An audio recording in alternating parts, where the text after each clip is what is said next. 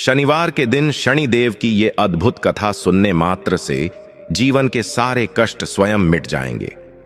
दर्शक बंधु, शनिवार के इस अत्यंत पावन और रहस्यमयी दिन, जब स्वयं काल के स्वामी भगवान शनिदेव पृथ्वी के प्रत्येक प्राणी के कर्मों का लेखा जोखा करते हैं, मैं आप सभी दर्शक बंधुओं से विनम्र निवेदन करता हूं कि कुछ क्षण के लिए अपने मन को शांत करें, अपनी चिंताओं को अलग रखें और इस पावन कथा को पूर्ण श्रद्धा, विश्वास और धैर्य के साथ सुनें।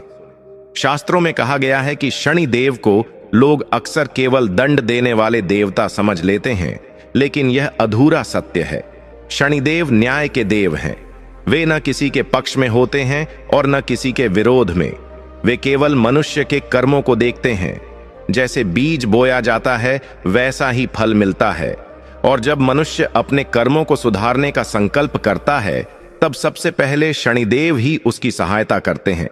कहा जाता है कि शनिवार के दिन यदि कोई व्यक्ति सच्चे मन से भगवान शनिदेव की पावन कथा सुन ले तो उसके जीवन में चल रही पीड़ा, मानसिक तनाव, आर्थिक संकट, पारिवारिक कलह और बार बार आने वाली बाधाएं धीरे धीरे स्वयं दूर होने लगती हैं। शनि महाराज कठोर अवश्य हैं, परंतु निर्दयी नहीं। वे दुख देकर तोड़ते नहीं, बल्कि दुख देकर सुधारते हैं। दर्शक बंधुओं, यह कथा केवल सुनने के लिए नहीं है, यह आत्मचिंतन का अवसर है। यह हमें यह समझाने आई है कि हमारे जीवन में जो भी कष्ट आते हैं वे किसी शत्रु के कारण नहीं, बल्कि हमारे ही पुराने कर्मों का परिणाम होते हैं। और जब मनुष्य यह सत्य स्वीकार कर लेता है तब शनिदेव की दृष्टि भी उस पर कोमल हो जाती है। संभव है कि इस कथा का कोई एक प्रसंग आपके भीतर सोए हुए विवेक को जगा दे। संभव है कोई एक वाक्य आपको अपने जीवन की दिशा बदलने का संकेत दे दे। और संभव है कि इसी क्षण से शनिदेव की कृपा आपके जीवन में कार्य करना प्रारंभ कर दे। इसलिए आपसे करबद्ध प्रार्थना है कि इस कथा को बीच में न छोड़ें। धैर्य रखें, श्रद्धा बनाए रखें और अंत तक सुनें, क्योंकि शनिदेव की कथा वही समझ पाता है जो उसे पूर्ण विश्वास और संयम के साथ सुनता है। अब आइए शनिदेव के न्याय, करुणा और कर्म फल के इस दिव्य रहस्य से पर्दा उठाते हैं और उनकी इस पावन कथा की ओर आगे बढ़ते हैं। लेकिन दर्शक बंधु, आगे बढ़ने से पहले आपको शनिवार व्रत और भगवान शनिदेव से जुड़ी एक अत्यंत गंभीर और कल्याणकारी बात अवश्य बताना चाहता हूं, जिसे हमारे प्राचीन धर्म ग्रंथों, विशेषकर गरुड़ पुराण में स्पष्ट रूप से कहा गया है। ग्रंथों के अनुसार चाहे वह कोई भी व्रत कथा हो, विशेष रूप से शनिवार व्रत और शनिदेव की कथा, यदि उसे बीच में छोड़ दिया जाए तो वह केवल पुण्य से वंचित होना नहीं है, बल्कि वह अधूरे संकल्प के समान माना जाता है। क्योंकि अधूरी कथा मन में भ्रम, शंका और अधूरा सत्य छोड़ देती है, और शनिदेव ऐसे अधूरे कर्मों को बहुत गहराई से देखते हैं। शनिदेव कर्मों के न्यायाधीश हैं। वे बाहरी भक्ति नहीं, बल्कि धैर्य, अनुशासन और पूर्णता को परखते हैं। जो व्यक्ति शनिवार के दिन व्रत करता है, तेल का दीपक जलाता है और शनिदेव की कथा को बीच में ही छोड़ देता है, उसका व्रत भी अधूरा माना जाता है। और अधूरा व्रत, अधूरी कथा और अधूरा विश्वास, ये तीनों ही मनुष्य को अपने लक्ष्य से भटका सकते हैं। इसीलिए आपसे करबद्ध निवेदन है कि आज शनिवार व्रत से जुड़ी इस पावन कथा को अंत तक अवश्य सुनें, क्योंकि यह केवल एक कहानी नहीं है, बल्कि शनिदेव द्वारा दिया गया कर्मों का दर्पण है, जिसमें आप अपने बीते हुए कर्मों, वर्तमान सोच और भविष्य की दिशा को स्पष्ट रूप से देख पाएंगे। संभव है इस कथा का कोई एक वाक्य आपके भीतर धैर्य जगा दे, कोई एक प्रसंग आपको आपके किए गए कर्मों का बोध करा दे और शनिदेव की कृपा आपके जीवन में धीरे धीरे उतरने लगे। और दर्शक बंधु, यदि आप स्वयं को सच्चा सनातनी मानते हैं, यदि आप शनिवार व्रत का महत्व समझते हैं, तो यह भी आपका धर्म बनता है कि शनिदेव की इस शिक्षा को केवल अपने तक सीमित न रखें। इसे उन लोगों तक भी पहुंचाएं जो कष्टों से जूझ रहे हैं, जिनके जीवन में बार बार बाधाएं आ रही हैं, जो बिना कारण दुख सह रहे हैं।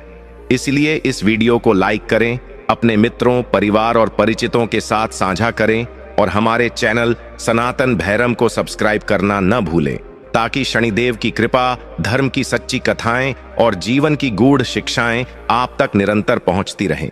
तो आइए पूर्ण श्रद्धा, संयम और विश्वास के साथ शनिवार व्रत और भगवान शनिदेव की इस दिव्य कथा की शुरुआत करते हैं। प्राचीन काल की बात है। भारतवर्ष के एक सुंदर और समृद्ध राज्य में राजा अमर सिंह का राज्य था। राजा अमर सिंह स्वभाव से बहुत ही पराक्रमी, शूरवीर और अपनी प्रजा का ध्यान रखने वाले शासक थे। उनके राज्य में चारों ओर खुशहाली थी। प्रजा अपने राजा को पिता तुल्य मानती थी और राजा भी प्रजा के सुख दुख में हमेशा खड़े रहते थे। राजा अमर सिंह की पत्नी का नाम रानी नंदनी था। रानी नंदनी साक्षात लक्ष्मी का स्वरूप थीं।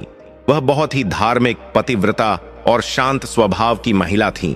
रानी नंदनी प्रतिदिन ईश्वर की आराधना करती और दान पुण्य में विश्वास रखती थीं। उनका मानना था कि राज्य की सुख समृद्धि केवल राजा के बाहुबल से नहीं, बल्कि ईश्वर की कृपा और अच्छे कर्मों से बनी रहती है। शुरुआत के दिनों में राजा अमर सिंह और रानी नंदनी का जीवन बहुत ही प्रेम दो और सौहार्द से बीत रहा था। राजा अपना राजकाज बहुत जिम्मेदारी से संभालते थे। सुबह होते ही वह दरबार में जाते, मंत्रियों से विचार विमर्श करते और शाम को अपने परिवार के साथ समय बिताते थे। लेकिन कहते हैं ना कि समय सदा एक जैसा नहीं रहता। इंसान के जीवन में कब कौन सा मोड़ आ जाए, यह कोई नहीं जानता। राजा अमर सिंह की इसी खुशहाल जिंदगी में बुरी संगत का ग्रहण लगने वाला था। कुछ समय बीता और राजा अमर सिंह की मित्रता कुछ ऐसे सामंतों और राजाओं से हो गई जो भोग विलास में डूबे रहते थे। धीरे धीरे राजा अमर सिंह का मन राजकाज से उचाट होने लगा। उन मित्रों की संगत में आकर राजा ने मदिरा का सेवन शुरू कर दिया। शुरुआत में तो राजा ने इसे केवल मनोरंजन और थकान मिटाने का साधन समझा, लेकिन धीरे धीरे यह मदिरा राजा की आदत बन गई। जो राजा कभी सूर्योदय से पहले उठकर व्यायामशाला जाते थे और भगवान का स्मरण करते थे, अब वह देर तक शयन कक्ष में सोए रहते। रानी नंदनी ने जब राजा के व्यवहार में यह बदलाव देखा तो उन्हें बहुत चिंता हुई। उन्होंने कई बार राजा को समझाने का प्रयास किया। एक रात जब राजा अमर सिंह मदिरा के नशे में धुत होकर अपने कक्ष में आए तो रानी नंदनी ने बड़े ही प्यार से उनके पैर दबाते हुए कहा, महाराज, आप यह किस राह पर चल पड़े हैं? मदिरा का यह नशा आपके शरीर और आपके यश दोनों के लिए हानिकारक है। प्रजा के बीच भी अब तरह तरह की बातें होने लगी हैं। कृपया आप इस बुरी आदत को छोड़ दीजिए। राजा अमर सिंह ने नशे में चूर होकर हंसते हुए कहा, नंदनी, तुम व्यर्थ ही चिंता करती हो। मैं राजा हूं। यह सब भोग विलास राजाओं के लिए ही तो बने हैं। और रही बात प्रजा की, तो मेरी तलवार में अभी भी इतनी धार है कि कोई मेरे विरुद्ध आवाज उठाने का साहस नहीं कर सकता। तुम राजकाज की बातें छोड़ दो और अपने धर्म कर्म में ध्यान लगाओ। रानी नंदनी उस समय चुप हो गईं, लेकिन उनका मन किसी अनिष्ट की आशंका से कांप रहा था। दिन बीतते गए और राजा की हालत और बिगड़ती गई। अब दरबार में भी राजा कभी कभी नशे की हालत में पहुंच जाते। फैसले बिना सोचे समझे लिए जाने लगे। जो मंत्री राजा को सही सलाह देते, राजा उनका अपमान कर देते, और जो चापलूस राजा की मदिरापान की तारीफ करते, राजा उन्हें इनाम देते। राज्य की व्यवस्था चरमराने लगी थी। खजाना धीरे धीरे खाली हो रहा था, क्योंकि राजा ने मदिरा और नर्तकियों पर धन लुटाना शुरू कर दिया था। एक दिन शनिवार का पावन दिन था। रानी नंदनी शनिदेव की परम भक्त थीं। वह जानती थीं कि शनिदेव न्याय के देवता हैं और वह कर्मों का हिसाब रखते हैं। रानी को स्वप्न में कुछ बुरे संकेत मिले थे, जिससे वह बहुत घबरा गई थीं। उस दिन सुबह उठकर रानी नंदनी ने स्नान किया और शनिदेव की पूजा की तैयारी की। उन्होंने मन ही मन शनिदेव से प्रार्थना की कि वह उनके पति की बुद्धि को शुद्ध करें और उन्हें इस विनाशकारी रास्ते से वापस ले आएं। पूजा की थाली सजाकर रानी नंदनी राजा अमर सिंह के पास गईं। उस समय राजा अपने कुछ मित्रों के साथ बैठे मदिरा पान कर रहे थे। सुबह का समय था और राजा के हाथ में मदिरा का प्याला देखकर रानी का हृदय भीग गया। उन्होंने साहस जुटाकर राजा से कहा, स्वामी, आज शनिवार है। आज न्याय के देवता शनिदेव का दिन है। मैंने आपके और हमारे राज्य के कल्याण के लिए पूजा रखी है। आपसे निवेदन है कि केवल कुछ क्षण के लिए मदिरा का यह प्याला रख दें और मेरे साथ चलकर शनिदेव के चरणों में शीश झुकाएं। उनका आशीर्वाद हमारे बिगड़ते हालातों को सुधार सकता है। राजा अमर सिंह को अपने मित्रों के सामने रानी की यह बात अपनी तौहीन लगी। मदिरा के नशे ने उनके विवेक को पूरी तरह से हर लिया था। राजा ने क्रोध में आकर अपने हाथ का प्याला जोर से जमीन पर पटका और खड़े हो गए। उन्होंने रानी की ओर उंगली उठाते हुए कड़े शब्दों में कहा, रानी, तुम मुझे सिखाओगी कि मुझे क्या करना है? तुम मुझे एक साधारण देवता के आगे झुकने को कह रही हो? मैं राजा अमर सिंह हूं, मैं किसी के आगे नहीं झुकता। और यह शनि कौन है? क्या उसने मुझे यह राजपाट दिया है? यह सब मेरे बाहुबल की कमाई है। जाओ यहां से और अपने उन देवताओं की पूजा तुम खुद करो। मुझे मेरे आनंद में बाधा मत डालो। रानी नंदिनी की आंखों में आंसू आ गए। उन्होंने कांपते स्वर में कहा, स्वामी, शनिदेव का अपमान मत कीजिए। वह कर्म फलदाता है। उनका कोप बड़े बड़े राजाओं को भी धूल में मिला देता है। अहंकार विनाश की जड़ है। कृपया शांत हो जाइए और क्षमा मांग लीजिए। राजा का अहंकार 7वें आसमान पर था। उन्होंने जोर से अट्टहास किया और कहा, अहंकार, यह मेरा स्वाभिमान है। और सुन लो नंदिनी, अगर तुम्हारे शनिदेव में इतनी ही शक्ति है तो कह दो उनसे कि मेरा जो बिगाड़ना है बिगाड़ लें। मैं किसी से नहीं डरता। इतना कहकर राजा ने वहां रखे पूजा के फूल और प्रसाद को पैर की ठोकर मार दी। पूरे कक्ष में सन्नाटा छा गया। राजा के मित्र भी यह देखकर सहम गए। रानी नंदिनी तो जैसे पत्थर की मूर्ति बन गईं। उन्होंने जमीन पर गिरे प्रसाद को उठाया, उसे माथे से लगाया और बिना एक शब्द बोले वहां से चली गईं। वह समझ गई थीं कि अब विनाश का समय निकट आ चुका है। राजा ने साक्षात काल को चुनौती दी थी। शनिदेव, जो न्यायप्रिय हैं, वह अन्याय और अहंकार को कभी क्षमा नहीं करते। उसी रात जब राजा अमर सिंह गहरी नींद में सो रहे थे तो महल के बाहर मौसम अचानक बदलने लगा। तेज हवाएं चलने लगीं। आकाश में काले बादल घिर आए और बिजली कड़कने लगी। महल के रक्षक भी घबरा गए कि अचानक यह कैसा तूफान आया है। यह कोई साधारण आंधी नहीं थी। यह राजा अमर सिंह के जीवन में आने वाले शनिदेव के प्रकोप की आहट थी। राजा के बुरे दिन अब शुरू हो चुके थे। शनिदेव की वक्र दृष्टि अब राजा के राजपाट और उनके अहंकार पर पड़ चुकी थी। अगली सुबह जब राजा सोकर उठे तो उनका सिर भारी हो रहा था। उन्होंने सेवक को आवाज लगाई, पानी लाओ, लेकिन कोई सेवक नहीं आया। राजा को क्रोध आया। वह चिल्लाते हुए कक्ष से बाहर निकले, कहां मर गए सब के सब? लेकिन गलियारे भी सुनसान थे। तभी उन्हें महल के मुख्य द्वार की ओर से शोर सुनाई दिया। राजा लड़खड़ाते कदमों से अपनी तलवार संभाले हुए मुख्य द्वार की ओर बढ़े। वहां जाकर उन्होंने जो दृश्य देखा, उनके पैरों तले जमीन खिसक गई। पड़ोसी राज्य के राजा, जिसे कभी अमर सिंह ने युद्ध में हराया था और जीवन दान दिया था, उसने अमर सिंह की कमजोरी और राज्य की बदहाली का फायदा उठाकर अचानक आक्रमण कर दिया था। अमर सिंह की सेना, जो राजा की लापरवाही के कारण कमजोर हो चुकी थी और जिसे कई महीनों से वेतन नहीं मिला था, उन्होंने हथियार डाल दिए थे। शत्रु राजा के सैनिक महल के भीतर घुस आए थे और लूटपाट मचा रहे थे। राजा अमर सिंह ने अपनी तलवार निकाली और गरजे, विश्वासघातियों, मेरे राज्य में घुसने की तुम्हारी हिम्मत कैसे हुई? लेकिन आज राजा की आवाज में वह पुराना शेर जैसा दम नहीं था। मदिरा ने उनके शरीर को खोखला कर दिया था। शत्रु सैनिकों ने राजा को चारों ओर से घेर लिया। राजा ने युद्ध करने का प्रयास किया, लेकिन उनका शरीर साथ नहीं दे रहा था। कुछ ही पलों में महान योद्धा राजा अमर सिंह को बंदी बना लिया गया। उनके हाथों में हथकड़ियां डाल दी गईं और उन्हें उनके ही दरबार में एक अपराधी की तरह घसीट कर लाया गया। रानी नंदिनी को भी रनिवास से बंदी बनाकर लाया गया। रानी के चेहरे पर डर नहीं, बल्कि एक गहरा विषाद था। उन्होंने राजा की ओर देखा। राजा की नजरें झुकी हुई थीं। कल तक जो राजा शनिदेव को चुनौती दे रहा था, आज वह अपने ही महल में कैदी बना खड़ा था। शत्रु राजा ने अमर सिंह के सिंहासन पर बैठकर हंसते हुए कहा, अमर सिंह, सुना है तुम्हें मदिरा बहुत पसंद है। देखो, तुम्हारी इस लत ने आज तुम्हें कहां पहुंचा दिया।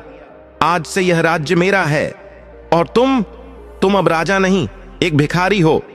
शत्रु राजा ने आदेश दिया कि अमर सिंह और नंदिनी के राजसी वस्त्र उतार लिए जाएं और उन्हें फटे पुराने कपड़े पहनाकर राज्य से बाहर निकाल दिया जाए। राजा अमर सिंह के लिए यह मृत्यु से भी बड़ा दंड था। जिस प्रजा पर वह राज करते थे, आज उसी प्रजा के सामने उन्हें अपमानित किया जा रहा था। और सबसे दुखद बात यह थी कि प्रजा भी उनकी इस दशा पर आंसू नहीं बहा रही थी, क्योंकि पिछले कुछ समय से राजा के अत्याचार और लापरवाही से प्रजा भी दुखी हो चुकी थी। शनिदेव की माया शुरू हो चुकी थी। राजा का अहंकार टूट रहा था, लेकिन अभी तो कष्टों की बस शुरुआत थी। राजा और रानी को नंगे पैर, फटे हाल में, बिना किसी धन दौलत के महल के पीछे के रास्ते से धक्के मारकर बाहर निकाल दिया गया। महल के विशाल लोहे के दरवाजे भारी आवाज के साथ बंद हो गए। वह आवाज राजा अमर सिंह के कानों में किसी वज्रपात की तरह गूंजी। अभी कुछ ही घंटों पहले तक वह इस दरवाजे के भीतर एक छत्र राज्य करते थे, और अब वह उसी दरवाजे के बाहर एक भिखारी की भांति खड़े थे। उनके शरीर पर राजसी रेशमी वस्त्रों की जगह फटे पुराने मैल से भरे कपड़े थे। पैरों में जूते तक नहीं थे। रानी नंदिनी, जो कल तक कोमल फूलों की सेज पर सोया करती थीं, आज तपती धूप में नंगे पैर धूल भरी सड़क पर खड़ी थीं। राजा अमर सिंह अभी भी सदमे में थे। उनकी आंखों के सामने बार बार वही दृश्य घूम रहा था जब शत्रु राजा ने उन्हें धक्के मारकर बाहर निकलवाया था। मदिरा का नशा अब धीरे धीरे उतर रहा था और उसकी जगह एक असहनीय सिरदर्द और शर्मिंदगी ले रही थी। लेकिन सबसे ज्यादा जो चीज उन्हें तोड़ रही थी वह था उनका अहंकार, जो अभी भी पूरी तरह से नहीं मिटा था। राजा ने पीछे मुड़कर अपने महल की ऊंची दीवारों को देखा और गुस्से में मुट्ठी भींच ली। उन्होंने रानी नंदिनी की ओर देखा और झल्लाहट में बोले, यह सब तुम्हारे कारण हुआ है नंदिनी। अगर तुम उस दिन वह मनहूस पूजा की थाली लेकर मेरे पास नहीं आती तो मेरा मूड खराब नहीं होता और शायद आज यह नौबत नहीं आती। रानी नंदिनी जानती थीं कि राजा अभी भी अपनी गलती मानने को तैयार नहीं है। वह अभी भी शनिदेव के प्रकोप को संयोग मात्र समझ रहे हैं। रानी ने शांत स्वर में कहा, स्वामी, दोष किसी और का नहीं, हमारे समय और कर्मों का है। अभी भी समय है। शनिदेव से मन ही मन क्षमा मांग लीजिए। यह जो कुछ भी हो रहा है यह साधारण नहीं है। एक ही रात में इतना विशाल साम्राज्य हाथ से निकल जाना यह ईश्वरीय संकेत है। राजा ने नफरत से मुंह फेर लिया और बोले, चलो यहां से, मुझे यहां एक पल भी नहीं रुकना है। हम किसी दूसरे राज्य में जाएंगे। मेरे कई मित्र राजा हैं, वे मेरी मदद जरूर करेंगे। मैं सेना लेकर आऊंगा और अपना राज्य वापस छीन लूंगा। राजा अमर सिंह और रानी नंदिनी ने चलना शुरू किया। नगर की सीमा खत्म होते ही घना जंगल शुरू हो जाता था। दोपहर की चिलचिलाती धूप सिर पर थी। राजा, जिन्होंने जीवन में कभी धूप की तपिश नहीं झेली थी, आज नंगे पैर अंगारों जैसी तपती जमीन पर चल रहे थे। थोड़ी ही दूर चलने पर उनके कोमल पैरों में छाले पड़ गए। कंकड़ और पत्थर उनके पैरों में चुभने लगे। हर कदम पर एक आह निकलती थी। रानी नंदिनी, जो खुद बहुत कोमल थीं, अपनी पीड़ा छुपाकर राजा का हाथ थामे चल रही थीं। वह जानती थीं कि राजा शारीरिक कष्ट से ज्यादा मानसिक कष्ट से गुजर रहे हैं। मदिरा की लत के कारण राजा का शरीर कांप रहा था। उन्हें तलब लग रही थी, लेकिन यहां जंगल में पानी की एक बूंद भी नसीब नहीं थी। मदिरा तो बहुत दूर की बात थी। चलते चलते शाम होने को आई। भूख और प्यास से राजा का बुरा हाल था। गला सूख कर कांटा हो गया था। राजा ने लड़खड़ाते हुए कहा, नंदिनी, अब मुझसे और नहीं चला जाएगा। मुझे पानी चाहिए। मेरे प्राण कंठ तक आ गए हैं। रानी ने चारों ओर नजर दौड़ाई। दूर उन्हें कुछ चमकता हुआ दिखाई दिया। वह बोली, स्वामी, धैर्य रखिए। वहां सामने मुझे एक सरोवर दिखाई दे रहा है। हम वहां जाकर अपनी प्यास बुझा सकते हैं और थोड़ा विश्राम कर सकते हैं। पानी की आस में राजा के पैरों में जैसे जान आ गई। वह लंगड़ाते हुए तेजी से उस सरोवर की ओर बढ़े। वहां सचमुच एक सुंदर सरोवर था जिसमें साफ पानी भरा था। राजा खुशी से पागल हो गए। वह किनारे पर पहुंचे और अंजुरी में पानी भरने के लिए झुके। लेकिन तभी एक चमत्कार हुआ। जैसे ही राजा ने पानी को छूने के लिए हाथ बढ़ाया, सरोवर का पानी देखते ही देखते कीचड़ में बदल गया। पानी का स्तर अचानक नीचे चला गया और वहां केवल दलदल और सड़े हुए पत्ते रह गए। उसमें से इतनी दुर्गंध आने लगी कि वहां खड़ा रहना भी मुश्किल हो गया। राजा हतप्रभ रह गए। उन्होंने अपनी आंखें मलीं। ये क्या माया है? अभी तो यहां साफ पानी था। राजा ने गुस्से और हताशा में चीखते हुए कहा, यह क्या छल है? कौन कर रहा है ये मेरे साथ? क्या प्रकृति भी मेरी दुश्मन हो गई है? रानी नंदिनी भी यह दृश्य देखकर सिहर उठी। वह समझ गईं कि यह शनिदेव की वक्र दृष्टि का ही परिणाम है। शनिदेव राजा को यह एहसास दिलाना चाहते हैं कि जब समय खराब होता है तो अमृत भी विष बन जाता है। रानी ने कहा, स्वामी, यह कोई छल नहीं, यह शनिदेव का संकेत है। आपने जल और अन्न का अपमान किया था, आज वही जल आपसे दूर भाग रहा है। अभी भी समझिए। राजा ने रानी की बात अनसुनी कर दी और गुस्से में वहां से आगे बढ़ गए। प्यास से उनका बुरा हाल था, लेकिन अहंकार अभी भी झुकने को तैयार नहीं था। वे आगे बढ़े। जंगल घना होता जा रहा था। झाड़ियों के कांटे उनके कपड़ों को फाड़ रहे थे और शरीर को लहूलुहान कर रहे थे। कुछ दूर जाने पर राजा की नजर एक पेड़ पर पड़ी। वह एक जंगली फलों का पेड़ था जिस पर रसीले फल लटके हुए थे। राजा की आंखों में चमक आ गई। उन्होंने सोचा, पानी न सही, इन फलों को खाकर ही मैं अपनी भूख और प्यास मिटा लूंगा। राजा ने रानी को वहीं रुकने का इशारा किया और खुद उस पेड़ पर चढ़ने का प्रयास करने लगे। जीवन में कभी उन्होंने पेड़ पर चढ़ना नहीं सीखा था, इसलिए कई बार फिसले, हाथ पैरों में खरोंचें आईं, लेकिन भूख की तड़प ने उनसे यह कठिन कार्य भी करवा लिया। किसी तरह वह एक डाल पर पहुंचे और एक बड़ा और पका हुआ फल तोड़ लिया। राजा की खुशी का ठिकाना नहीं था। उन्होंने सोचा कि अब तो भूख मिटेगी। वह पेड़ से नीचे उतरे और बड़े चाव से उस फल को खाने के लिए मुंह के पास ले गए। जैसे ही उन्होंने फल का पहला टुकड़ा तोड़ा, उनके होश उड़ गए। वह फल बाहर से जितना सुंदर दिख रहा था, अंदर से उतना ही सड़ा हुआ था। उसमें से हजारों कीड़े बिलबिलाते हुए बाहर निकल आए। राजा ने घबराहट में फल को फेंक दिया। राजा अमर सिंह जमीन पर बैठ गए और फूट फूट कर रोने लगे। ये क्या हो रहा है मेरे साथ? मैं राजा अमर सिंह हूं। मुझे सोने की थाली में 56 भोग परोसे जाते थे। आज मैं एक दाने को तरस रहा हूं। आखिर मैंने किसका क्या बिगाड़ा है? रानी नंदिनी ने उनके पास बैठकर उनके आंसू पोंछे और कहा, स्वामी, धैर्य मत खोइए, ये परीक्षा की घड़ी है। जब तक आप अपने मन से मैं राजा हूं का अहंकार नहीं निकालेंगे, तब तक यह कष्ट कम नहीं होंगे। अब हम साधारण मनुष्य हैं, हमें अपनी मेहनत और किस्मत पर भरोसा रखकर आगे बढ़ना होगा। रात घिर आई थी। जंगल में जंगली जानवरों की आवाजें आने लगी थीं। राजा और रानी को डर लगने लगा कि कहीं कोई जानवर उन्हें अपना शिकार न बना ले। उन्होंने एक विशाल बरगद के पेड़ के नीचे शरण लेने का निर्णय एक लिया। वह रात राजा के जीवन की सबसे भयानक रात थी। मच्छरों का प्रकोप, जमीन की कठोरता, भूख प्यास की तड़प और जंगली जानवरों का भय। राजा पूरी रात करवटें बदलते रहे। उन्हें अपनी मखमली सेज और दास दासियां याद आ रहे थे। उधर शनिदेव अभी भी राजा की परीक्षा ले रहे थे। वह देखना चाहते थे कि राजा कब अपनी भूल स्वीकार करते हैं। अगली सुबह जब राजा की आंख खुली तो उनका शरीर अकड़ गया था। भूख और प्यास से वह लगभग बेहोश होने वाले थे। रानी नंदिनी ने कहा, स्वामी, इस जंगल में हमें कुछ नहीं मिलेगा। हमें यहां से निकलकर किसी पास के नगर या गांव में जाना होगा। वहां शायद हमें कोई काम मिल जाए या कोई हमारी सहायता कर दे। राजा ने बुझे मन से हामी भरी। वह इतने कमजोर हो चुके थे कि उनमें बहस करने की भी ताकत नहीं थी। वे दोनों फिर से चलने लगे। कई घंटों के सफर के बाद जंगल खत्म हुआ और उन्हें दूर एक नगर दिखाई दिया। यह नगर उनके अपने राज्य का नहीं बल्कि पड़ोसी राज्य का एक हिस्सा था, जिसका नाम था चंदनपुर। चंदनपुर पहुंचकर राजा ने राहत की सांस ली। उन्होंने सोचा कि यहां कोई न कोई उनकी मदद जरूर करेगा, लेकिन राजा की वेशभूषा ऐसी थी कि कोई उन्हें पहचान नहीं सकता था कि वे राजा अमर सिंह हैं। वे एक भिखारी से भी बदतर लग रहे थे। बाल बिखरे हुए, दाढ़ी बढ़ी हुई, कपड़े फटे हुए और शरीर पर धूल और मिट्टी की परत। नगर के प्रवेश द्वार पर पहुंचकर राजा ने देखा कि वहां एक लंगर चल रहा है। कुछ लोग गरीबों को भोजन बांट रहे थे।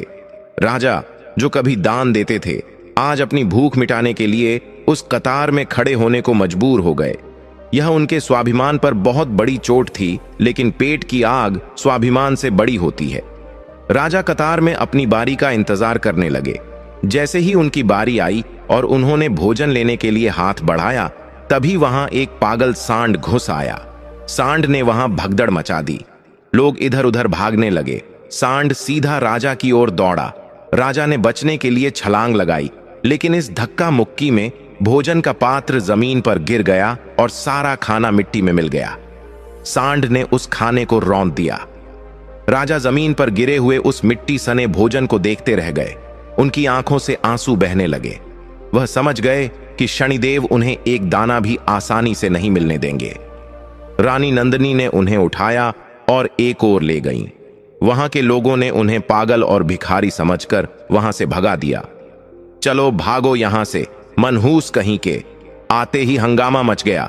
एक व्यक्ति ने राजा को धत्कारा। राजा अमर सिंह, जो कभी अपने राज्य में न्याय करते थे, आज बिना किसी अपराध के धत्कारे जा रहे थे। वे दोनों नगर की गलियों में भटकने लगे। अब उन्हें समझ नहीं आ रहा था कि वे क्या करें। न रहने का ठिकाना, न खाने को अन्न और न ही जेब में एक फूटी कौड़ी। राजा ने रानी से कहा, नंदिनी, मुझे बहुत शर्म आ रही है। मैं तुम्हें सुखी रखने का वचन देकर लाया था और आज मैं तुम्हें 2 वक्त की रोटी भी नहीं दे पा रहा हूं। रानी ने कहा, स्वामी, विपत्ति में ही रिश्तों और धैर्य की परीक्षा होती है। हम मेहनत करेंगे, हम कोई काम ढूंढते हैं। आप चिंता न करें, ईश्वर कोई न कोई रास्ता जरूर निकालेंगे। वे दोनों काम की तलाश में भटकने लगे। राजा, जिन्होंने कभी तिनका भी नहीं उठाया था, अब लोगों से काम मांग रहे थे। क्या मुझे कोई काम मिलेगा? राजा ने एक दुकान पर जाकर पूछा। दुकानदार ने राजा की हालत देखकर नाक सिकोड़ी और कहा, तुम्हारे जैसे नशेड़ी और कमजोर आदमी को मैं क्या काम दूंगा? तुम तो खुद के पैरों पर खड़े भी नहीं हो सकते। जाओ यहां से, भीख मांगो कहीं और। राजा को बार बार अपमानित होना पड़ रहा था। हर अपमान उनके अहंकार पर एक हथौड़े की तरह लग रहा था। धीरे धीरे राजा का गुस्सा अब लाचारी में बदल रहा था। शाम होते होते वे एक तेल निकालने वाला के घर के पास पहुंचे। उस तेली का नाम रामदास था। रामदास को एक मजदूर की जरूरत थी जो उसके कोल्हू को चला सके और भारी सामान उठा सके। राजा ने वहां जाकर काम मांगा। रामदास ने राजा को ऊपर से नीचे तक देखा और बोला, देखने में तो तुम किसी अच्छे घर के लगते हो, पर हालत बहुत खराब है। मेरे पास काम तो है, लेकिन बहुत मेहनत का है। तुम्हें कोल्हू चलाना होगा और तेल के पीपे उठाने होंगे। क्या तुम कर पाओगे? राजा अमर सिंह के पास ना कहने का कोई विकल्प नहीं था। पेट की भूख ने उन्हें झुका दिया था। उन्होंने सिर झुकाकर कहा, जी मालिक, मैं कर लूंगा। बस मुझे और मेरी पत्नी को रहने के लिए थोड़ी जगह और भोजन दे दीजिएगा। रामदास मान गया। उसने उन्हें अपने घर के पीछे बनी एक छोटी सी झोपड़ी रहने के लिए दे दी। यह झोपड़ी जानवरों के बाड़े से भी बदतर थी, लेकिन राजा और रानी के लिए यह किसी महल से कम नहीं थी, क्योंकि कम से कम अब उनके सिर पर छत थी। उस रात राजा अमर सिंह, जो कभी रेशमी गद्दों पर सोते थे, उस झोपड़ी में टूटी हुई खाट पर लेटे थे। शरीर दर्द से टूट रहा था। रानी नंदिनी ने राजा के पैरों को दबाया। राजा की आंखों में आंसू थे। उन्होंने रानी का हाथ पकड़ा और पहली बार बहुत धीमी आवाज में बोले, नंदिनी, शायद तुम सच कहती थीं। मेरे कर्मों ने ही मुझे यहां पहुंचाया है। शनिदेव बहुत कठोर हैं। रानी के चेहरे पर एक हल्की सी मुस्कान आई। उन्हें लगा कि राजा की बुद्धि अब थोड़ी सही दिशा में आ रही है, लेकिन वह जानती थीं कि परीक्षा अभी पूरी नहीं हुई है। शनिदेव केवल दंड नहीं देते, वह शुद्ध करते हैं। जैसे सोने को आग में तपाकर शुद्ध किया जाता है, वैसे ही राजा को अभी और तपना बाकी था। अगले दिन से राजा का नया जीवन शुरू होने वाला था। अगली सुबह सूरज की पहली किरण के साथ ही राजा अमर सिंह और रानी नंदिनी की नींद खुल गई। लेकिन यह सुबह महल की उस सुहावनी सुबह जैसी नहीं थी, जहां कोयल की कूक और दासियों की मृदु आवाज से उनकी आंखें खुलती थीं। यह सुबह एक कर्कश आवाज के साथ शुरू हुई। ओए, अभी तक सो रहे हो? क्या यहां मुफ्त की रोटियां तोड़ने आए हो? उठो और काम पर लग जाओ। यह आवाज तेली रामदास की थी। राजा अमर सिंह हड़बड़ा कर उठ बैठे। उनका पूरा शरीर कल की थकान से टूट रहा था। कमर में ऐसा दर्द था जैसे किसी ने पत्थर बांध दिया हो। लेकिन रामदास की डांट सुनकर वह तुरंत खड़े हो गए। रामदास ने राजा की ओर इशारा करते हुए कहा, सुनो, आज मेरा बैल बीमार है। कोल्हू बंद नहीं होना चाहिए। आज बैल की जगह कोल्हू तुम्हें खींचना होगा। अगर शाम तक काम पूरा नहीं हुआ तो रात का खाना भूल जाना। राजा के पैरों तले जमीन खिसक गई।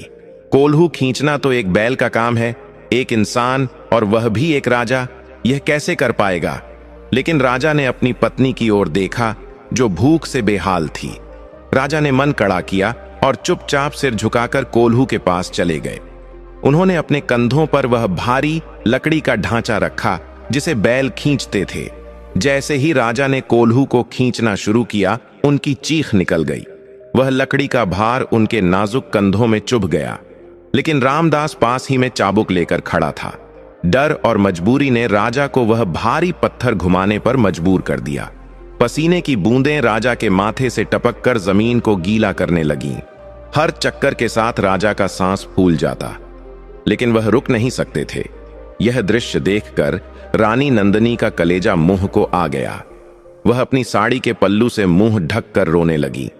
वह अपने स्वामी को इस हाल में नहीं देख सकती थी। रानी ने सोचा कि अगर स्वामी इतनी मेहनत कर रहे हैं तो मैं भी हाथ पर हाथ रखकर नहीं बैठ सकती। मुझे भी कुछ काम करना होगा ताकि हम इस नर्क से जल्दी निकल सकें। रानी नंदिनी ने अपनी आंसू पोंछे और रामदास की पत्नी के पास गईं। उन्होंने हाथ जोड़कर कहा, माता जी, क्या मेरे लायक कोई काम है? मैं भी अपने पति का हाथ बंटाना चाहती हूं। रामदास की पत्नी स्वभाव से तोड़ी नरम थी, लेकिन गरीब थी। उसने कहा, बेटी, मेरे पास तो कोई काम नहीं है, लेकिन यहां पास में ही नगर सेठ धनीराम की हवेली है। उनकी पत्नी को घर के काम के लिए एक सहायिका की जरूरत है। तुम वहां जाकर पूछ लो।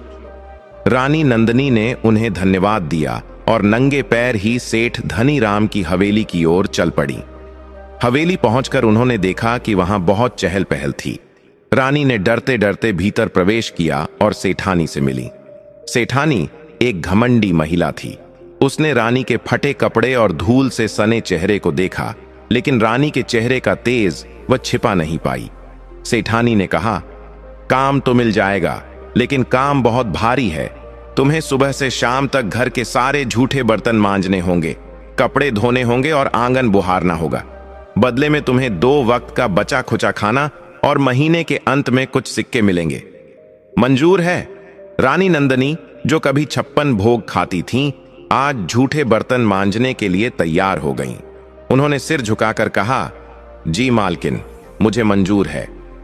उसी क्षण से रानी नंदिनी का काम शुरू हो गया। बर्तनों का ढेर लगा था। रानी ने अपनी कोमल उंगलियों से, जिनमें कभी हीरे की अंगूठियां शोभा देती थीं, राख और मिट्टी उठाई और बर्तन रगड़ने लगीं। बर्तन मांजते मांजते उनके हाथों की खाल छिल गई। खून रिसने लगा, लेकिन वह रुकी नहीं। उन्हें अपने पति का चेहरा याद आ रहा था जो कोल्हू खींच रहे थे। दोपहर हुई। राजा उधर पसीने से लथपथ कोल्हू खींच रहे थे और इधर रानी कुएं से पानी खींचकर कपड़े धो रही थीं। शनिदेव की माया देखिए, राजा और रानी दोनों अपने कर्मों का हिसाब चुका रहे थे। शाम को जब रानी को काम के बदले में कुछ सूखी रोटियां और थोड़ा सा अचार मिला, तो वह उसे लेकर अपनी झोपड़ी में लौटी। राजा भी तब तक काम खत्म करके निढाल होकर जमीन पर पड़े थे। उनके कंधे सूज गए थे और पैरों में छाले फूट चुके थे। रानी ने राजा को उठाया और उन्हें वह रोटियां दी। राजा ने रोटी का टुकड़ा तोड़ा तो उनकी आंखों से आंसू छलक पड़े। उन्होंने कहा, नंदिनी, आज मुझे पता चला कि एक मजदूर की रोटी में कितना पसीना और खून मिला होता है। मैंने अपने राज में कभी गरीबों का दर्द नहीं समझा। शायद शनिदेव मुझे यही सिखाना चाहते हैं। रानी ने कहा, स्वामी, ईश्वर देर है पर अंधेर नहीं। आप धैर्य रखें। दिन बीतते गए। अब यही उनकी दिनचर्या बन गई थी। राजा बैल की तरह कोल्हू में जुतते और रानी सेठ के घर बर्तन मांजती। धीरे धीरे उनका शरीर इस कठोर मेहनत का आदी होने लगा, लेकिन अपमान और दुख कम नहीं हुआ। कुछ समय बाद एक शनिवार का दिन आया। रानी नंदिनी ने सोचा कि आज शनिवार है, मुझे शनिदेव की पूजा करनी चाहिए। लेकिन पूजा के लिए न तो उनके पास तेल था, न काला कपड़ा और न ही कोई प्रसाद। रानी ने सेठानी के घर काम करते हुए मन ही मन शनिदेव का स्मरण किया। उस दिन सेठानी नहाने के लिए अपने कक्ष में गईं। नहाने से पहले सेठानी ने अपना 9 लखा हार, मोतियों की माला उतारकर खूंटी दीवार में लगी कील पर टांग दिया। सेठानी स्नानागार में चली गईं। उस समय कक्ष में केवल रानी नंदिनी थीं, जो फर्श पर पोछा लगा रही थीं। तभी एक विचित्र घटना घटी। शनिदेव की माया से वह खूंटी जिस पर हार टंगा था, वह हार को निगल गई।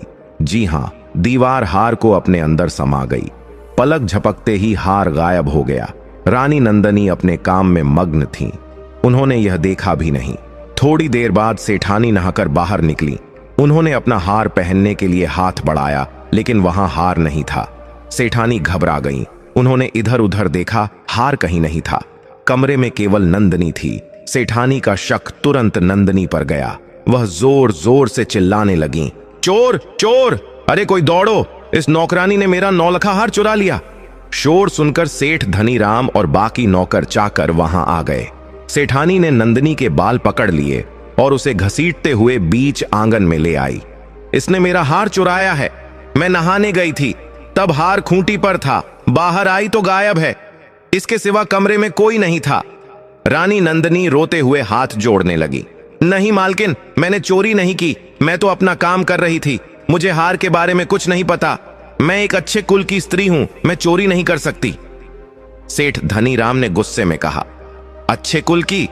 शक्ल से तो भिखारन लगती है, और बातें देखो। अगर तूने हार नहीं लिया तो हार कहां गया? क्या हार के पंख लग गए? सेठ ने आदेश दिया, इसकी तलाशी लो। नौकरानियों ने रानी की तलाशी ली, लेकिन हार नहीं मिला। रानी की झोली में केवल वह सूखी रोटियां थीं जो उसे मजदूरी में मिली थीं। हार न मिलने पर भी सेठानी का गुस्सा शांत नहीं हुआ। उसने कहा, जरूर इसने हार कहीं छुपा दिया है या किसी को दे दिया है। इसे कोतवाल के पास ले चलो, वही इसे सीधा करेंगे।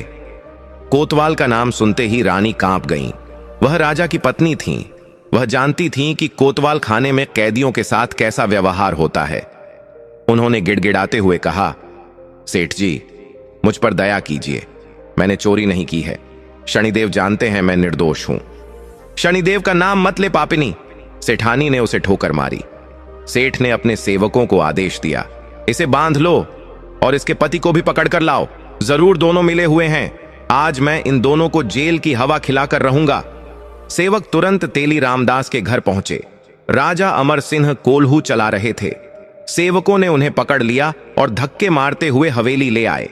वहां राजा ने देखा कि रानी नंदनी जमीन पर पड़ी रो रही हैं और लोग उन्हें चोर चोर कहकर अपमानित कर रहे हैं। राजा का खून खौल उठा। उन्होंने गरज कर कहा, खबरदार, अगर किसी ने मेरी पत्नी को हाथ भी लगाया, हम गरीब जरूर हैं लेकिन चोर नहीं। सेठ धनीराम ने राजा के गाल पर एक जोरदार तमाचा मारा। चुप कर भिखारी, चोरी करता है और ऊपर से सीना चोरी। तुम दोनों को अब राजा के दरबार में पेश किया जाएगा। वहां तुम्हें ऐसी सजा मिलेगी कि तुम्हारी 7 पुश्तें याद रखेंगी। राजा अमर सिंह, जो कभी खुद न्याय के सिंहासन पर बैठते थे, आज अपराधी बनकर खड़े थे। तमाचे की गूंज उनके कानों में नहीं बल्कि उनकी आत्मा पर लगी थी। उन्हें समझ आ गया कि जब ग्रह नक्षत्र विपरीत होते हैं तो सच्चाई भी झूठ लगने लगती है। सेठ के आदमी राजा और रानी को रस्सियों से बांधकर नगर के राजा के दरबार की ओर ले चले। रास्ते में लोग उन पर कीचड़ और पत्थर फेंक रहे थे। देखो, यही हैं वो चोर। देखने में तो भोले लगते हैं, पर हाथ की सफाई जानते हैं। भीड़ ताने मार रही थी। राजा अमर सिंह और रानी नंदनी सिर झुकाए अपमान का विष पीते हुए चल रहे थे। रानी ने धीरे से राजा से कहा, स्वामी, यह शनिदेव की ही माया है। वह हार खूंटी पर ही था, मैंने अपनी आंखों से देखा था। पता नहीं वह कैसे गायब हो गया। राजा ने कहा, मैं जानता हूं नंदनी, तुम निर्दोष हो, लेकिन अब हमारी सुनने वाला कोई नहीं है। हमें जो भी दंड मिलेगा उसे भोगना ही होगा। दरबार में पहुंचकर उन्हें राजा के सामने पेश किया गया। यह राजा चंद्रसेन थे, जो बहुत ही क्रोधी स्वभाव के थे। सेठ धनीराम ने अपनी झूठी कहानी सुनाई कि कैसे इन दोनों ने मिलकर उनका नौलखा हार चुराया है। राजा चंद्रसेन ने बिना पूरी जांच किए केवल सेठ की गवाही पर फैसला सुना दिया। चोरी राज में एक बड़ा अपराध है और विश्वासघात उससे भी बड़ा अपराध है। इस स्त्री ने अन्नदाता के घर में चोरी की है, लेकिन क्योंकि हार बरामद नहीं हुआ है, इसलिए इन्हें मृत्यु दंड नहीं दिया जाएगा। राजा और रानी ने राहत की सांस ली, लेकिन उनका यह भ्रम अगले ही पल टूट गया। राजा चंद्रसेन ने अपना फैसला आगे सुनाया। इस स्त्री को कारावास में डाल दिया जाए और इस पुरुष इस पुरुष के हाथ और पैर कोल्हू में काम करने से बहुत मजबूत हो गए हैं ना। इसने चोरी में साथ दिया है, इसलिए इसके दोनों हाथ काट दिए जाएं और इसे नगर के बाहर फेंक दिया जाए, ताकि कोई भी चोरी करने की हिम्मत न करे। यह फैसला सुनते ही पूरा दरबार सन्न रह गया। रानी नंदिनी चीख पड़ी, नहीं महाराज, ऐसा अनर्थ मत कीजिए। मेरे स्वामी निर्दोष हैं। अगर सजा देनी है तो मुझे दीजिए, लेकिन इनके हाथ मत काटिए। राजा अमर सिंह भी स्तब्ध रह गए। हाथ कटना एक क्षत्रिय के लिए, एक योद्धा के लिए हाथ कटना मृत्यु से भी बदतर है। उन्होंने दया की भीख मांगी, महाराज, मैं भी एक क्षत्रिय हूं, मुझे युद्ध में मरने का मौका दीजिए, लेकिन मुझे अपंग मत बनाइए। लेकिन अहंकारी राजा चंद्रसेन ने एक न सुनी। उसने झल्लादों को इशारा किया। सैनिक राजा अमर सिंह को घसीटते हुए वधस्थल की ओर ले गए। रानी नंदिनी को सैनिकों ने पकड़ लिया और उन्हें जेल की ओर ले जाने लगे। रानी पीछे मुड़ मुड़कर अपने पति को देख रही थीं। स्वामी, स्वामी! उनकी चीखें पत्थरों का सीना भी चीर सकती थीं, लेकिन शनिदेव के प्रकोप के आगे सब विवश थे। झल्लादों ने राजा अमर सिंह को एक पत्थर की शिला पर लिटाया। उनकी तलवारें धूप में चमक रही थीं। राजा ने अपनी आंखें बंद कर लीं और पहली बार सच्चे मन से, बिना किसी अहंकार के शनिदेव को पुकारा। हे सूर्यपुत्र शनिदेव, मैंने बहुत पाप किए हैं, मैं अहंकारी था, मुझे मेरे कर्मों की सजा मिल गई है। अगर मेरे प्राण लेने से आपको संतोष मिलता है तो ले लीजिए, लेकिन मेरी पत्नी की रक्षा करना प्रभु, मेरी नंदिनी की रक्षा करना। तभी झल्लाद ने तलवार उठाई और पूरी ताकत से वार किया। तलवार हवा में लहराई और एक झटके के साथ नीचे गिरी। एक भयावह चीख से पूरा वातावरण गूंज उठा। पक्षी जो पेड़ों पर बैठे थे वह भी उस दर्दनाक आवाज को सुनकर उड़ गए। झल्लादों ने राजा चंद्रसेन के आदेश का पालन किया था। राजा अमर सिंह, जो कभी अपनी तलवारबाजी के लिए प्रसिद्ध थे, उनके दोनों हाथ कलाई से काट दिए गए थे। खून की धार फूट पड़ी थी। राजा दर्द से छटपटा रहे थे, जैसे जमीन पर तड़पती हुई मछली हो। राजा अमर सिंह की आंखों के सामने अंधेरा छा गया। वह दर्द इतना भयानक था कि उनकी चेतना लुप्त होने लगी, लेकिन झल्लादों को उन पर जरा भी दया नहीं आई। राजा चंद्रसेन का आदेश था कि अपराधी को मरने नहीं देना है, उसे तड़प तड़प कर जीने के लिए छोड़ना है। इसलिए झल्लादों ने राजा के जख्मों पर गर्म तेल और कपड़ा बांध दिया, ताकि खून का बहना बंद हो जाए और वह मर न जाए। इसके बाद सैनिकों ने राजा को एक बोरे की तरह उठाया। राजा बेसुध थे। सैनिक उन्हें नगर की सीमा से बाहर ले गए, जहां घने जंगल और बंजर जमीन की शुरुआत होती थी। वहां एक सुनसान जगह पर, जहां गिद्ध और जंगली जानवर घूमते थे, सैनिकों ने राजा को फेंक दिया। एक सैनिक ने जाते जाते घृणा से थूकते हुए कहा, पड़ा रह यहीं, अब न तेरे हाथ हैं चोरी करने के लिए और न ही कोई तुझे पानी पिलाने वाला। अपने पापों की सजा भुगत। सैनिक चले गए। राजा अमर सिंह उस पत्थरीली जमीन पर अकेले पड़े थे। कुछ देर बाद जब उन्हें होश आया तो दर्द की एक तेज लहर उनके पूरे शरीर में दौड़ गई। उन्होंने आदतन अपने हाथों को हिलाना चाहा, लेकिन वहां हाथ थे ही नहीं, केवल पट्टियों से बंधे हुए ठूंठ बचे थे। राजा ने अपनी आंखों से अपने ही शरीर की यह दशा देखी और फूट फूट कर रोना चाहा, लेकिन शरीर में आंसू बहाने की भी ताकत नहीं बची थी। सूरज ढल रहा था। राजा का गला प्यास से चटक रहा था। उन्होंने पानी के लिए इधर उधर देखा। पास ही एक छोटा सा गड्ढा था जिसमें बारिश का गंदा पानी जमा था। राजा ने उस पानी तक पहुंचने की कोशिश की, लेकिन बिना हाथों के रेंगना कितना मुश्किल होता है, यह उन्हें आज पता चला। वह पेट के बल रेंगते हुए अपनी कोहनियों और ठोड़ी के सहारे इंच इंच आगे बढ़े। धूल और मिट्टी उनके जख्मों और मुंह में भर रही थी। किसी तरह वह उस गड्ढे तक पहुंचे और जानवर की तरह मुंह लगाकर वह गंदा पानी पिया। पानी पीते ही उन्हें अपनी रानी नंदिनी की याद आई। उन्होंने सोचा, मैं तो यहां इस हाल में हूं, लेकिन मेरी नंदिनी, मेरी कोमल नंदिनी उस निर्दयी राजा की कैद में न जाने किस हाल में होगी। उधर राजा चंद्रसेन के महल के नीचे बनी काल कोठरी में रानी नंदिनी को फेंक दिया गया था। वह कोठरी इतनी अंधेरी थी कि वहां दिन और रात का पता ही नहीं चलता था। दीवारों से पानी रिस रहा था और फर्श पर कीचड़ था। चूहों और कीड़ों का वहां बसेरा था। रानी नंदिनी को जब पता चला कि उनके पति के हाथ काट दिए गए हैं और उन्हें नगर से बाहर फेंक दिया गया है, तो वह पछाड़ खाकर गिर पड़ी। उन्होंने दीवारों पर अपना सिर पटका और रोते हुए कहा, हे शनिदेव, यह कैसा न्याय है? अगर परीक्षा लेनी थी तो धन दौलत ले लेते, राजपाट ले लेते, लेकिन मेरे स्वामी को अपंग क्यों बनाया? अब वह कैसे जिएंगे? कौन उन्हें पानी पिलाएगा? कौन उनके आंसू पोंछेगा? जेल के पहरेदार ने बाहर से डांटते हुए कहा, ए पागल औरत, शोर मत मचा। यह राजा का न्याय है। जो चोरी करेगा उसका यही हश्र होगा। अब चुपचाप पड़ी रह, वरना कोड़े पड़ेंगे। रानी ने अपने मुंह पर हाथ रख लिया और सिसक सिसक कर रोने लगी। उन्हें अपनी चिंता नहीं थी, उन्हें केवल राजा की चिंता थी। वह जानती थीं कि राजा स्वाभिमानी है, वह इस अपंगता को सहन नहीं कर पाएंगे। कहीं वह अपने प्राण न त्याग दें। रानी ने उस अंधेरी कोठरी में ही शनिदेव का ध्यान किया। उन्होंने संकल्प लिया, हे प्रभु, जब तक मेरे स्वामी सुरक्षित वापस नहीं आते और हमारे ऊपर लगा यह कलंक नहीं मिटता, मैं अन्न का त्याग करती हूं। मैं केवल जल पीकर जीवित रहूंगी। आप मेरे सतीत्व की रक्षा करना और मेरे पति की रक्षा करना। वापस जंगल में रात हो चुकी थी। राजा अमर सिंह दर्द और बुखार से तप रहे थे। जंगल के जानवर सक्रिय हो गए थे। दूर से सियार और भेड़ियों के रोने की आवाजें आ रही थीं। राजा, जो निहत्थे और अपंग थे, अब किसी भी जानवर का आसान शिकार बन सकते थे। राजा ने आसमान की ओर देखा। काले आसमान में केवल एक तारा चमक रहा था। राजा ने कांपते होठों से कहा, हे शनिदेव, मैं समझ गया हूं। यह मेरा अहंकार था जिसने कहा था कि शनि कौन है। आज आपने बता दिया कि शनि कौन है। आप ही राजा को रंक बनाते हैं और आप ही रंक को राजा। मुझे क्षमा कर दें प्रभु।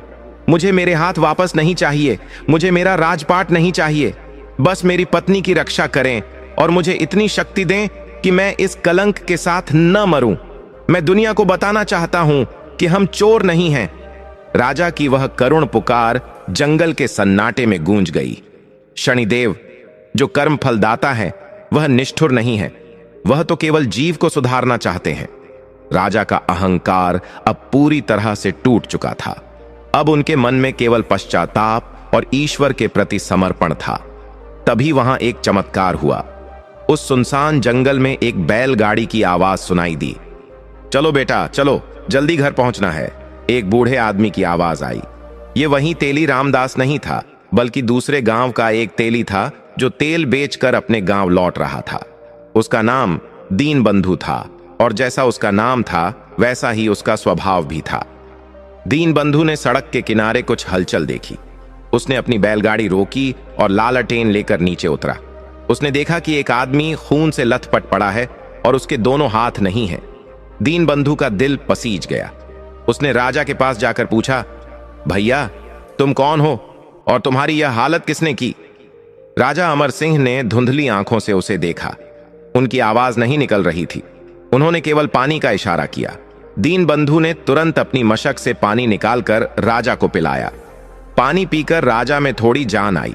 दीन बंधु ने सोचा, इस बेचारे को यहां छोड़ दिया तो रात भर में जानवर इसे खा जाएंगे। इसका बचना मुश्किल है।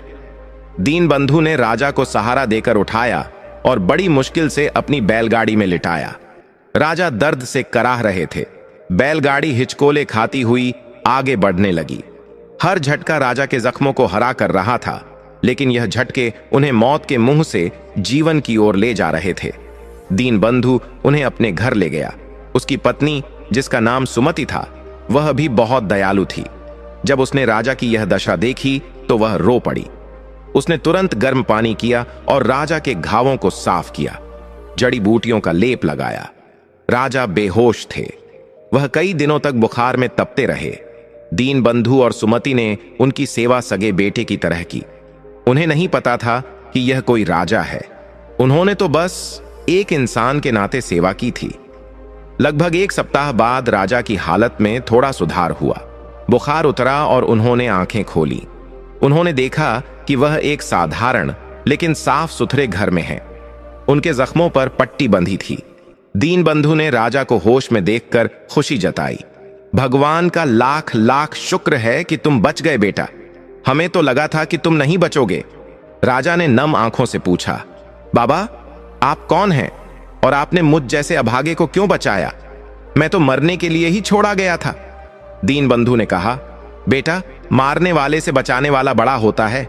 शनिदेव की कृपा से तुम बच गए, अब तुम आराम करो। राजा अमर सिंह का जीवन तो बच गया था, लेकिन अब उनके सामने एक नई चुनौती थी। वह अपंग थे। वह खुद खाना भी नहीं खा सकते थे, पानी भी नहीं पी सकते थे। वह पूरी तरह से दूसरों पर निर्भर थे। एक स्वाभिमानी राजा के लिए यह स्थिति बहुत कष्टदायी थी। कुछ दिन और बीते, राजा के घाव भरने लगे।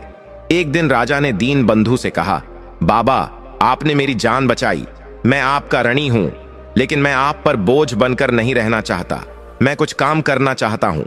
दीनबंधु ने आश्चर्य से पूछा, बेटा, तुम्हारे हाथ नहीं है, तुम क्या काम कर सकोगे? राजा ने एक पल सोचा और कहा, बाबा, मेरे हाथ नहीं है, लेकिन मेरी आवाज अभी भी सलामत है। मैं आपके बैलों को हाँक सकता हूं। मैं कोल्हू पर बैठकर बैलों को निर्देश दे सकता हूं और उनकी देखभाल कर सकता हूं। मैं गीतों के माध्यम से काम में आपका मन लगा सकता हूं। कृपया मुझे काम दीजिए, वरना मुझे लगेगा कि मैं भीख पर पल रहा हूं। दीनबंधु राजा के स्वाभिमान को देखकर गदगद हो गया। उसने कहा, ठीक है बेटा, आज से तुम मेरे कोल्हू की जिम्मेदारी संभालो। तुम बैलों की निगरानी रखना।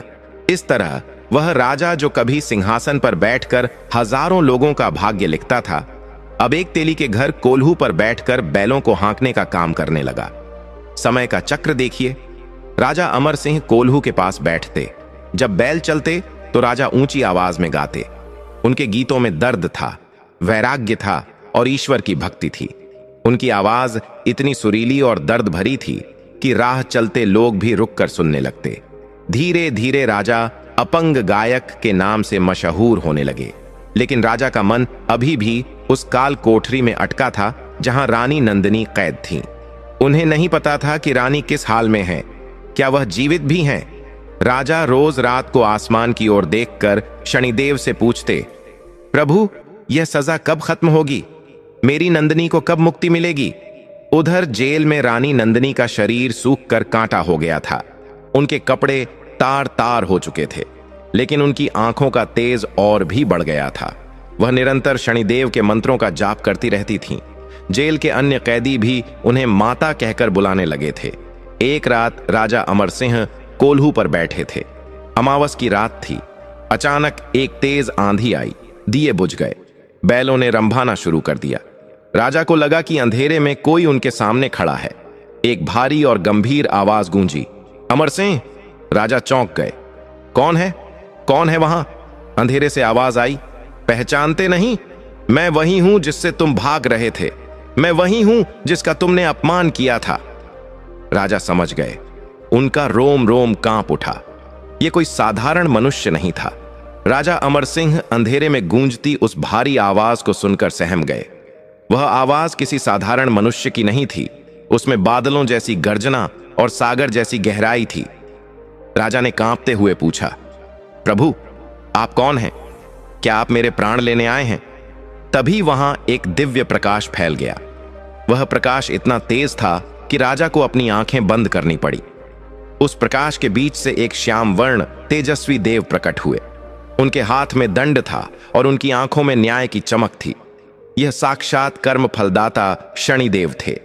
राजा अमर सिंह, जो अपंग थे और उठ भी नहीं सकते थे, उन्होंने वहीं जमीन पर अपना सिर रगड़ते हुए कहा, हे सूर्यपुत्र, हे न्याय के देवता, मैंने आपको पहचाना नहीं। मुझ अज्ञानी को क्षमा कर दें प्रभु। मेरा अहंकार चूर चूर हो चुका है। अब और परीक्षा मत लीजिए। शनिदेव ने गंभीर लेकिन शांत स्वर में कहा, अमर सिंह, मैं किसी को अकारण दंड नहीं देता। यह तुम्हारे कर्म और तुम्हारा अहंकार था जिसने तुम्हें राजा से रंक बनाया। तुमने अन्न, जल और देवों का अपमान किया था। लेकिन पिछले कुछ समय में तुमने और तुम्हारी पत्नी नंदिनी ने जिस धैर्य और सत्य के साथ इस कष्ट को भोगा है, उससे तुम्हारे पाप धुल गए हैं। तुम्हारा वनवास और दंड का समय अब समाप्त हुआ। शनिदेव ने अपना हाथ उठाया और कहा, मैं तुम्हें तुम्हारा खोया हुआ सब कुछ लौटाता हूं, लेकिन याद रखना, पद और प्रतिष्ठा का अहंकार फिर कभी मत करना। इतना कहकर शनिदेव अंतर्ध्यान हो गए। राजा अमर सिंह को लगा जैसे उनके शरीर में बिजली दौड़ गई हो। उनके कटे हुए हाथों में एक अजीब सी सिहरन हुई। देखते ही देखते एक चमत्कार हुआ। राजा की कलाई से मांस और हड्डियां जुड़ने लगीं। कुछ ही पलों में राजा के दोनों हाथ फिर से वैसे ही हो गए जैसे पहले थे, बलशाली और स्वस्थ। राजा अपनी आंखों पर विश्वास नहीं कर पाए। उन्होंने अपने हाथों को हिलाकर देखा, उन्हें जोड़ा और जमीन पर माथा टेककर फूट फूट कर रोने लगे। धन्यवाद प्रभु, धन्यवाद, आपने इस पापी पर दया की। उसी समय नगर में सेठ धनीराम की हवेली में भी एक चमत्कार हुआ। सेठानी अपने कक्ष में सो रही थी। अचानक उसे सपने में शनिदेव दिखाई दिए और उन्होंने कहा, मूर्ख स्त्री, तूने एक सती सावित्री पर चोरी का कलंक लगाया है। जा अपनी खूंटी दीवार की कील को देख। सेठानी हड़बड़ा कर जागी। उसने दिया जलाया और उस खूंटी की ओर देखा जहां से हार गायब हुआ था। उसकी आंखें फटी की फटी रह गईं। लकड़ी की वह खूंटी धीरे धीरे हार को बाहर उगल रही थी। देखते ही देखते वह नौलखा हार खूंटी से निकलकर जमीन पर गिर पड़ा। सेठानी चिल्लाई, सेठ जी, जल्दी आइए, गजब हो गया। सेठ धनीराम दौड़ते हुए आए। उन्होंने हार देखा तो उनके होश उड़ गए। उन्हें तुरंत अपनी गलती का एहसास हुआ। हे भगवान, हमने यह क्या अनर्थ कर दिया। वह स्त्री चोर नहीं थी, वह तो देवी थी। हमने बिना अपराध के उन दोनों को इतनी बड़ी सजा दिलवा दी। शनिदेव हमें कभी माफ नहीं करेंगे। सुबह होते ही सेठ धनीराम हार लेकर राजा चंद्रसेन के दरबार में पहुंचा। उसने राजा के चरणों में गिरकर सारी बात बताई और वह हार दिखाया। राजा चंद्रसेन भी सिंहासन से खड़े हो गए। उनका चेहरा शर्म से झुक गया। राजा चंद्रसेन ने कहा, धनीराम, यह तुमने क्या किया? तुम्हारे झूठ के कारण मैंने एक निर्दोष के हाथ कटवा दिए। मुझ पर ब्रह्महत्या जैसा पाप लगेगा। तुरंत चलो, हमें उस देवी नंदिनी से क्षमा मांगनी होगी। राजा चंद्रसेन और सेठ धनीराम नंगे पैर जेल की ओर दौड़े। जेल का दरवाजा खोला गया। अंदर रानी नंदिनी अभी भी शनिदेव के ध्यान में बैठी थीं। उनके चेहरे पर एक दिव्य तेज था। राजा चंद्रसेन ने उनके पैरों में गिरकर कहा, माता, हमें क्षमा कर दीजिए, हम अपराधी हैं। आपका हार मिल गया है, आप निर्दोष हैं। रानी नंदिनी ने अपनी आंखें खोलीं। उन्होंने क्रोध नहीं किया, बल्कि शांत भाव से कहा, राजन, इसमें आपका कोई दोष नहीं। यह सब समय का चक्र था। लेकिन मुझे अपनी चिंता नहीं है। मेरे पति किस हाल में हैं? उन्हें आपने नगर से बाहर फेंकवा दिया था। मुझे उनके पास ले चलिए। राजा चंद्रसेन ने कहा, माता, हमने बहुत बड़ा पाप किया है। उनके हाथ हमने कटवा दिए थे। पता नहीं वह जीवित भी होंगे या नहीं। यह सुनकर रानी का दिल बैठ गया, लेकिन उन्हें शनिदेव पर भरोसा था। वह बोली, नहीं, मेरे प्रभु ऐसा नहीं होने देंगे। चलिए, उन्हें ढूंढते हैं। पूरा राज दरबार, सैनिक, सेठ और रानी नंदिनी जंगल की ओर और आसपास के गांवों की ओर निकल पड़े। ढूंढते ढूंढते वे तेली दीनबंधु के घर के पास पहुंचे। वहां लोगों की भीड़ जमा थी।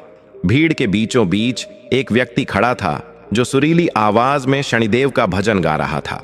लोग मंत्रमुग्ध होकर सुन रहे थे। रानी नंदिनी ने उस आवाज को पहचान लिया। वह दौड़ते हुए भीड़ को चीर कर आगे बढ़ी। सामने का दृश्य देखकर सभी सन्न रह गए। राजा अमर सिंह वहां खड़े थे और उनके दोनों हाथ सही सलामत थे। राजा चंद्रसेन ने हैरानी से पूछा, यह कैसे संभव है? मैंने अपनी आंखों से इनके हाथ कटते देखे थे। राजा अमर सिंह ने रानी नंदिनी को देखा और उन्हें गले लगा लिया। दोनों की आंखों से खुशी के आंसू बह निकले। राजा ने सबको बताया कि कैसे शनिदेव ने साक्षात दर्शन देकर उनके हाथ ठीक कर दिए। यह सुनकर राजा चंद्रसेन, सेठ धनीराम और वहां मौजूद सभी लोग राजा अमर सिंह के चरणों में गिर पड़े। राजा चंद्रसेन ने कहा, महाराज अमर सिंह, आप महान हैं। आप पर ईश्वर की विशेष कृपा है। मैंने आपका अपमान किया, मुझे जो चाहे दंड दें। राजा अमर सिंह ने उन्हें उठाया और गले लगाया। राजन, भूल तो मनुष्य से ही होती है। जब समय खराब होता है तो बुद्धि भी भ्रष्ट हो जाती है। मैंने आपको माफ किया। राजा चंद्रसेन ने अपनी गलती के प्रायश्चित के रूप में अपनी सेना और धन राजा अमर सिंह को दिया। उन्होंने कहा, महाराज, चलिए, हम आपका राज्य वापस दिलाएंगे। एक विशाल सेना के साथ राजा अमर सिंह और रानी नंदिनी अपने राज्य की ओर बढ़े। जब शत्रु राजा ने देखा कि अमर सिंह वापस आ रहे हैं और उनके साथ इतनी विशाल सेना है, और सबसे बड़ी बात कि शनिदेव का आशीर्वाद उनके साथ है, तो वह बिना युद्ध किए ही पिछले दरवाजे से भाग खड़ा हुआ। राजा अमर सिंह और रानी नंदिनी का अपने राज्य में भव्य स्वागत हुआ। प्रजा ने फूल बरसाए। राजा ने सिंहासन पर बैठते ही सबसे पहले मदिरा और जुए पर पूर्ण प्रतिबंध लगा दिया। उन्होंने राज्य में घोषणा करवाई कि हर शनिवार को शनिदेव की पूजा होगी और गरीबों को भोजन कराया जाएगा। राजा और रानी ने अपना शेष जीवन बहुत ही धर्म और न्याय के साथ बिताया। उन्होंने कभी अहंकार नहीं किया। वे समझ गए थे कि जीवन में सुख और दुख धूप और छांव की तरह आते जाते हैं, लेकिन जो ईश्वर पर भरोसा रखता है और सत्कर्म करता है, उसका अंत हमेशा मंगलमय होता है। दोस्तों, इस कहानी से हमें यह शिक्षा मिलती है कि कभी भी अपने पद, धन या शक्ति का अहंकार नहीं करना चाहिए। समय सबसे बलवान होता है, जो राजा को रंक और रंक को राजा बना सकता है।